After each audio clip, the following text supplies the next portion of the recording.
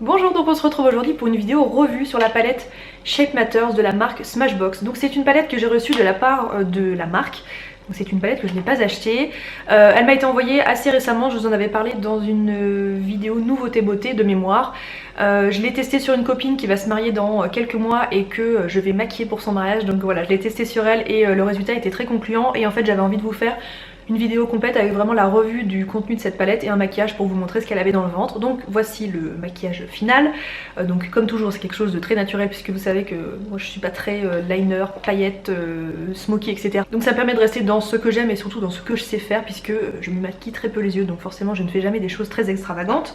La marque Smashbox se retrouve notamment en exclusivité dans les boutiques Sephora, donc je ne sais pas si les corners Smashbox sont très courants, en tout cas sur le site elle se retrouve facilement, je vous mettrai un lien sous la vidéo.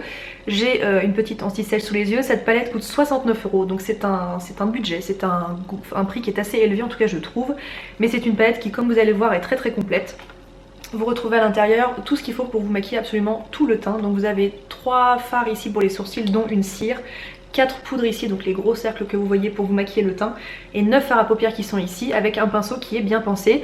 Sur le dessus de cette palette vous avez également un petit calque qui vous donne le nom des fards et vous avez également quelque chose que j'ai oublié de vous amener puisque je ne l'ai pas retrouvé, des petites fiches explicatives qui vous expliquent comment réaliser certains maquillages. Donc c'est vraiment, c'est une palette quand vous l'achetez qui est très complète, qui vous explique vraiment la façon dont vous pouvez l'utiliser etc. pour en tirer tous ses bénéfices. Donc comme je vous disais, voici le résultat final, je vous laisse tout de suite avec le tutoriel complet. Donc me revoici pour pouvoir démarrer le tutoriel. J'ai volontairement déjà fait mon teint, c'est-à-dire fond de teint et poudre pour gagner un petit peu de temps puis pour éviter que la vidéo dure 500 000 ans. Donc là je porte le fond de teint remarquable de Marc Jacobs et la poudre hyaluronique Hydra Powder de chez By Terry. Donc voilà, ça peut vous donner déjà une petite idée. C'est tout ce que je porte pour le moment, pas de blush, pas de bronzer etc. Parce que donc on va utiliser la palette pour ce faire. Donc voilà, j'ai le teint qui est complètement unifié mais très très plat, il n'y a absolument aucun relief, donc ça va être intéressant de passer à la suite.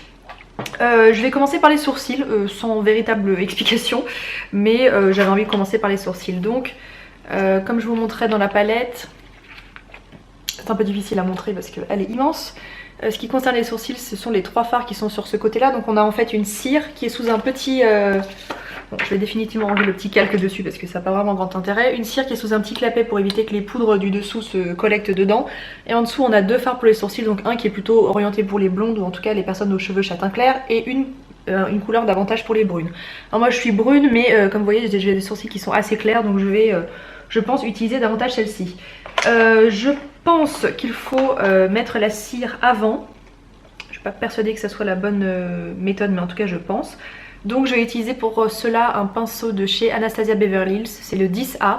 C'est un pinceau hors sourcil que j'ai depuis très longtemps, donc avec un goupillon d'un côté et un pinceau biseauté de l'autre. Donc je vais mettre déjà un petit peu de cire dans les sourcils. Alors mes sourcils n'ont pas vraiment besoin d'être comblés, redéfinis, mais comme vous voyez j'ai des sourcils qui sont assez peu fournis. Genre je ne les ai jamais épilés, donc il arrive que certaines personnes me disent dans les commentaires mais pourquoi est-ce que tu t'épiles autant les sourcils? Eh bien non, je ne les ai jamais épilés. Ils ont toujours été comme ça, ils sont assez voilà, assez fins. Et donc pour la couleur, donc je vais utiliser celle qui est ici, donc pour les blondes. Toujours avec le même pinceau. Je vais en mettre très très peu parce que j'ai pas envie de faire quelque chose de trop marqué. Voilà, vous voyez la différence, un fait et un non fait. C'est un petit peu plus défini. Je fais rien de particulier parce que comme je vous disais j'ai pas de trou à combler. Je passe juste pour les épaissir un tout petit peu, les densifier un peu. La couleur en tout cas est parfaite, en tout cas pour ma couleur de sourcils, ma couleur de cheveux, la couleur est absolument parfaite. Et donc voilà, moi ça me convient bien. J'étais même venue avec voilà, mon petit goupillon pour enlever un peu l'excédent, mais je le fais un peu histoire de dire, mais vraiment rien de plus. Bon, bah ça c'est un test très concluant. Donc on va pouvoir passer à la suite. Alors je vais remettre mon calque dessus pour vous montrer. Donc on va s'occuper du teint. Donc dans cette palette vous retrouvez tout ce qui concerne le teint à part le blush. Donc ça c'est je pense c'est un choix délibéré de la marque de ne pas proposer de blush. Un choix que je comprends et que à la fois je comprends pas, puisque moi j'aurais bien aimé avoir un petit blush un petit peu neutre pour être sûr d'avoir vraiment tout ce qu'il faut dans cette palette. Mais en même temps c'est vrai que le blush c'est très personnel, donc voilà, je peux comprendre également qu'il ait choisi de ne pas en mettre. Donc on a une couleur pour le contour qui est juste ici, donc c'est un brun avec qui n'a pas de sous-ton orangé. À côté une couleur qu'ils appellent bronze, donc c'est un bronzer qui pour le coup est davantage chaud, qui va peut-être davantage recréer une sorte de bronzage. Une teinte highlight, donc avec une poudre assez claire mais qui n'a à vue de nez, qui ne possède pas de nacre, à vue de nez en tout cas. Et à côté une poudre glow qui est vraiment d'enlumineur. Donc je vais vraiment utiliser les 4 pour vous montrer ça. On va commencer par le contour avec mon pinceau à contour préféré qui est le Powder and Sculpt de chez Charlotte Tilbury que j'avais acheté à Londres pendant ma petite visite dans le stand de Charlotte Tilbury. Donc j'en mets un tout petit peu sur la pointe et je vais redéfinir uniquement le creux de mes joues. Ouais, c'est bien pigmenté. J'adore ce pinceau puisque on met vraiment la matière sur la pointe du pinceau et les poils qui sont tout autour servent à estomper. C'est vraiment quelque chose que j'adore. C'est bien pigmenté, parce que je vous explique pas, j'ai à peine effleuré le boîtier. Voilà, moi je suis pas une grande fan du contouring très chargé, donc vous allez peut-être trouver que j'en mets pas assez. Bon, j'ai toujours fait comme ça. Et j'en mets un tout petit peu vraiment sur le côté du pinceau pour redéfinir un tout petit peu les tempes, histoire de creuser un peu. Je fais pas de contouring au niveau du nez parce que bon, j'ai pas un nez magnifique, mais pour autant il me complexe pas outre mesure, donc on va s'arrêter là. Et en dehors de ça, moi quelque chose qui m'intéresse c'est la mâchoire, puisque comme vous le voyez j'ai un petit double menton. Voilà, merci papa. C'est quelque chose contre lequel je ne peux pas lutter, hein. Même si je perdais 10 kilos, je pense que j'aurais toujours ce petit double menton. Donc je fais un petit peu de voilà, une toute petite démarcation histoire de redéfinir. Donc voilà pour le contouring entre guillemets. On va passer à l'étape bronze, donc qui est vraiment là pour réchauffer un petit peu le teint, donner un petit peu de couleur. Donc là j'utilise un pinceau, alors les pinceaux que j'utilise c'est pas du tout les pinceaux qui sont recommandés pour cet usage, ce sont ceux que je possède et ceux que j'utilise au quotidien, mais vous faites bien ce que vous voulez. Donc là c'est le pinceau alors de mémoire qui s'appelle Disco Blush, donc que je trouve immense pour le blush, de la marque Neve Cosmetics. Donc comme je vous disais le bronze se trouve juste ici, donc c'est une couleur qui est un petit peu plus chaude. Là j'y vais plus franchement dans le sens où je fais des mouvements un peu plus... vous voyez, j'en mets un peu sur l'arrière des joues, je remonte ici, mais c'est vraiment davantage pour réchauffer le teint que pour structurer. D'ailleurs, je ne suis pas une professionnelle du maquillage, mais je trouve qu'il y a beaucoup de confusion entre le bronzing, le contouring. Pour moi, c'est pas du tout la même chose. J'en mets un petit peu sur mon nez, un petit peu sur les tempes, et j'en mets pas mal dans le cou, puisque, comme beaucoup de personnes, j'ai toujours le cou... Enfin, j'ai surtout des cheveux dans les yeux pour le moment, mais j'ai surtout toujours le cou plus clair que mon visage. Donc ça me permet de... rattraper un petit peu la couleur. Ensuite la teinte qui s'appelle, alors on va faire la totale, hein. Là concrètement au quotidien j'utiliserai pas tout ça, mais là je vous fais vraiment la totale. La teinte qui s'appelle Highlight qui est ici, donc c'est une poudre, je vais vérifier mais c'est quand même une poudre qui est mate ou légèrement satinée. Je vais utiliser avec le contour brush et je vais la mettre en fait sous mes yeux pour illuminer un petit peu le côté anti-cerne. Alors j'ai pas mis d'anti-cerne mais je porte le fond de teint Marc Jacobs, comme je vous disais je le porte également en anti-cerne, donc on va mettre ça sous les yeux. Avant d'appliquer l'enlumineur, je vais appliquer mon blush. Donc comme je vous disais, il n'y en a pas dans la palette. J'ai fait exprès de choisir aujourd'hui un blush qui n'est pas nacré, satiné, pailleté, pour ne pas fausser le résultat de l'enlumineur que vous allez voir juste après. Donc là je vais utiliser le blush Immortal Flower de chez MAC. C'est un blush qui faisait partie d'une édition limitée, alors qui est dans la gamme satin, mais moi je trouve qu'il est ni plus ni moins mat. Donc j'utilise avec un pinceau blush de chez Laura Mercier. C'est un petit pêche... très discret, très joli comme vous allez pouvoir le voir. C'est un blush qui se remarque à peine, mais je voulais pas un truc trop marqué justement pour pas fausser le résultat des autres produits. Donc voilà, je le mets un petit peu sur les pommettes. Moi je le mets surtout sur l'arrière des joues puisque comme vous le voyez j'ai un visage qui est très rond, donc ça m'arrange de l'avoir un petit peu sur l'arrière des joues pour restructurer un petit peu mon visage. Et ensuite on passe donc à l'enlumineur avec un pinceau qui est fait pour cet usage qui est le Luxe Highlight numéro 105 de chez Zoeva. Et donc l'enlumineur, comme je vous disais, il se trouve... C'est très difficile parce que cette palette ne tient pas ouverte. L'enlumineur se trouve ici, donc comme vous voyez c'est une couleur qui est champagne très nacrée. Donc je vais pas en prendre beaucoup puisque pour l'avoir testé je sais qu'il est très pigmenté. J'en mets sur le haut des joues. Là je pense que vous allez le voir direct. Il est vraiment... J'espère que vous voyez bien. Moi dans le retour écran je vois rien, mais c'est à peu près à chaque fois pareil. Il est magnifique. Il est... Alors ça fait vraiment pas partie de la catégorie des enlumineurs discrets, hein. Moi je trouve qu'on est clairement du côté enlumineur assez notable quoi. Je trouve qu'on le voit vraiment bien. Il a de très beaux reflets, un tout petit peu en rose, enfin, il est vraiment très réussi. Ensuite j'en mets un tout petit peu autour de la bouche. Et voilà, j'en ai mis sur l'arrêt du nez également. Sous le sourcil, bah, j'ai ce que j'ai sur le pinceau, mais on y reviendra après avec le maquillage des yeux, ça sera en tout cas un petit peu plus simple. Et donc maintenant on va passer au maquillage des yeux. Donc pour les yeux, ce sont les 1, 2, 3, 9 fards qui se trouvent ici. J'étais en train de les compter. Des couleurs qui sont neutres mais pour autant qui sont un petit peu différentes de ce qu'on voit habituellement. On a par exemple je regarde dans ma miroir pour avoir des couleurs un peu plus fidèles. On a ce rose ici qui tire sur le violet qui est assez intriguant. On a cette couleur là qui me plaît énormément, une sorte de taupe un peu grisée qui est vraiment ravissant. De ce que je vois, les 3 couleurs ici sont complètement mates.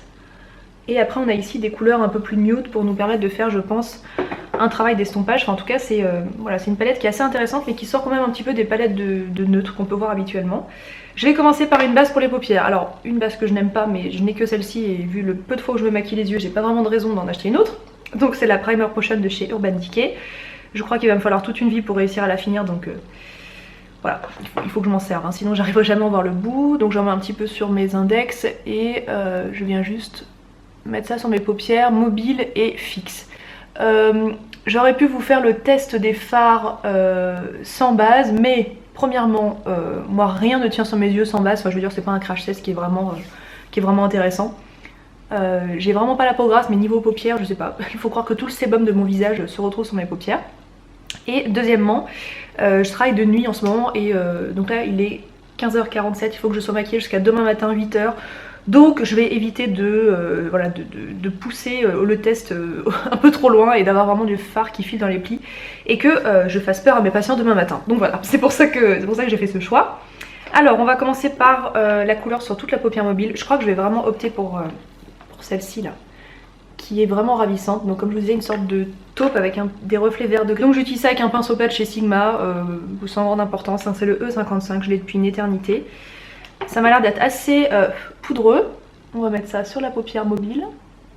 Oh, j'espère que vous arrivez à voir, mais c'est magnifique. C'est très très lumineux, c'est nacré sans être trop pailleté. C'est vraiment super super beau. Et ensuite un fard en creux de paupière. Je vais utiliser pour cela le pinceau qui est fourni dans la palette. Et en fait je viens de réaliser qu'il y a un embout biseauté qui est fait pour les sourcils. Voilà, j'avais pas vraiment compris, moi je pensais que c'était uniquement un pinceau pour les yeux, mais pas du tout. Voilà, sachez qu'il y a quand même un pinceau pour les sourcils.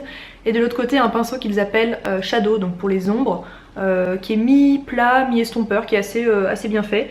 Je vais l'utiliser pour mettre un fard dans le creux de paupière. Et donc je vais utiliser cette teinte ici qui est un brun, entre le brun et le beige. Ça va faire une jolie couleur de transition. Donc je vous confirme, ce sont des fards qui sont assez poudreux. Donc ça va me permettre juste de redéfinir un petit peu mon creux de paupière et de faire une belle transition. Alors je ne vais rien faire comme ce qui est prévu puisqu'apparemment ce pinceau est un pinceau pour les sourcils. Mais moi j'ai très envie de m'en servir comme pinceau liner. Donc je vais utiliser ce brun qui est ici, qui est un brun vraiment couleur chocolat ni plus ni moins. Donc avec cet embout biseauté, je vais le mettre en ras de cils supérieur. Donc j'étire un tout petit peu ma paupière, vraiment histoire de redéfinir le ras de cils. Donc voilà ce que ça donne en ras de cils supérieur. Je vais faire la même chose en ras de cils inférieur, histoire pareil de redéfinir un petit peu le contour de l'œil. Ensuite je reprends le pinceau estompeur et je viens juste flouter ce que j'ai fait en ras de cils pour avoir quelque chose de très très très fondu. Ensuite une petite touche lumière avec ce fard beige ici qui est très légèrement satiné mais en tout cas qui possède pas de paillettes. Moi j'utilise toujours ça avec mes doigts, ça m'évite d'utiliser un autre pinceau. Je le mets sous le sourcil, donc voilà, comme je vous disais, c'était pas nécessaire de pousser trop loin à l'enlumineur du début puisque ensuite je fais ça plus précisément une fois que j'attaque les yeux. Donc je mets ça sous le sourcil, je vais en mettre également avec mon petit doigt, ça sera plus pratique, en coin interne. Et voilà, je comptais mettre du crayon dans les yeux mais en fait, enfin à l'intérieur de l'œil, mais en fait je pense que ça va être suffisant comme ça. Je vais me recourber les cils, quoique ils sont encore déjà assez courbés de la veille, mais j'en remets une petite couche. Ensuite, donc ça c'est vraiment mon maquillage habituel, donc le Dior Show Maximizer sur les cils du haut, qui est une base de mascara fortifiante, qui épaissit les cils, enfin c'est vraiment un soin. Donc c'est une base qui est blanche et qui en plus de ça vient rendre le mascara que vous allez utiliser par la suite plus joli, plus volumateur. C'est vraiment un produit dont je peux pas me passer et surtout je n'utilise que du mascara waterproof, donc pour moi c'est vraiment pas du luxe. Ensuite mascara, le Lash Scandal Queen, je sais plus quoi, de chez Fairy Drops, qui est une marque japonaise. Je vous ai présenté ce mascara dans une vidéo haul. Je l'ai acheté donc assez récemment sur le site de Cult Beauty. Donc c'est un mascara qui a une brosse assez étrange avec on dirait un peu trois boules les unes sur les autres. J'avais un meilleur souvenir de ce mascara dans le passé, mais en fait je pense qu'il faut juste que je lui laisse le temps de sécher. Parce que là pour le moment il est très très humide, donc il a un petit peu de mal à s'accrocher aux cils et je trouve que question volume, bon, enfin bref, il m'avait laissé un meilleur souvenir. Mais plus les jours passent et plus je me dis que avec le temps ça devrait mieux se passer. Donc voilà, je mets ça sur mes cils du haut. Donc voilà pour le mascara. Pour les cils du bas, j'ai utilisé le False Lash télescopique de chez L'Oréal en version waterproof. C'est un mascara dont je vous parle depuis très longtemps, je l'aime beaucoup. Je l'utilise quasiment essentiellement pour les cils du bas parce qu'il a vraiment une brosse en forme de paint, c'est vraiment une brosse qui est très fine et ça vient juste noircir un tout petit peu les cils à la racine sans leur rajouter du volume, ce qui est en tout cas ce que je ne souhaite pas faire sur mes cils du bas. Donc voilà pourquoi j'utilise celui-ci. Ensuite je vais venir fixer tout mon teint avec la brume fixante de chez Neve Cosmetics dont je vous ai parlé dans mes favoris du mois de janvier probablement. Donc je mets ça à une vingtaine de centimètres de mon visage et je vaporise ça sur tout mon visage. Voilà, vous avez peut-être l'impression que j'ai un petit peu des gouttelettes sur le visage, donc c'est tout à fait normal, ça va s'estomper. Et ensuite, niveau rouge à lèvres, j'ai envie de quelque chose de très naturel, et donc en ce moment j'ai les lèvres qui sont très sèches. C'est l'hiver, il n'y a pas de mystère. Donc là j'ai un petit peu de baume à lèvres Rêve de miel que j'ai laissé un peu pénétrer pendant quelques heures. Et je vais utiliser le rouge Volupté Shine de chez Yves Saint Laurent, qui est un rouge à lèvres que j'adore, dans la teinte numéro 15, qui s'appelle donc Corail quelque chose, puisque voilà, moi dès qu'il y a le mot corail dans un rouge à lèvres, de toute façon je le veux. Donc c'est un joli corail qui tire sur le pêche, qui a une texture très confortable, très hydratante. Donc parfait pour ce propos, puisque quand on a les lèvres très sèches, on n'a pas envie, enfin en tout cas pas moi, d'avoir quelque chose de mat qui tiraille, qui est très inconfortable. Donc lui est vraiment très joli pour cela. Donc voilà pour le résultat final. Alors mes impressions sur cette palette, je la trouve top. Je vous la conseille si vous avez peut-être l'opportunité de beaucoup voyager, de beaucoup vous déplacer et que vous avez envie d'avoir quelque chose de très complet, de compact avec vraiment beaucoup de possibilités, puisque avec 9 fards à paupières et tout ce qu'il faut pour tout ce qui est bronzing, contouring, je pense que cette palette vous suffira amplement. Je vous la conseille si vous débutez dans le maquillage, enfin que vous avez débuté dans le maquillage et que vous avez envie d'avoir des fards, des poudres d'excellente qualité, puisque c'est vraiment le cas de cette palette, et que vous avez vraiment envie d'avoir quelque chose de très complet pour pouvoir faire votre maquillage du teint, des sourcils, des yeux, etc. À qui je ne la conseille pas? Bah si vous avez déjà tout ce qu'il faut côté contouring, que vous avez vos produits, que vous les aimez comme ça et que vous croulez déjà sur les produits, je vous la conseille pas forcément. Moi comme vous le savez toujours, je suis tout à fait transparente et honnête avec vous. Sachez que si on ne m'avait pas envoyé cette palette, je ne l'aurais pas achetée, puisque je me maquille très peu les yeux et que j'estime que de mon côté j'ai largement tout ce qu'il me faut côté contouring, bronzing, etc. Donc sachez que moi c'est une palette que je n'aurais pas achetée. Je serais probablement passée à côté de quelque chose puisqu'il se trouve que je la trouve top, mais voilà ce que je peux vous en dire. En tout cas je suis très contente du résultat, c'est vraiment, ce sont des produits de grande qualité, en tout cas je trouve que ça se voit. Des poudres qui sont fines, qui ne sont pas visibles, vraiment je trouve que ce sont des produits qui sont très bien formulés. Donc voilà ce que je peux vous en dire si vous avez envie d'investir ou non dans cette palette. J'espère que la vidéo vous a plu. Si vous avez d'autres questions, n'hésitez pas à me les poser en commentaire. Je vous embrasse et on se dit à la prochaine.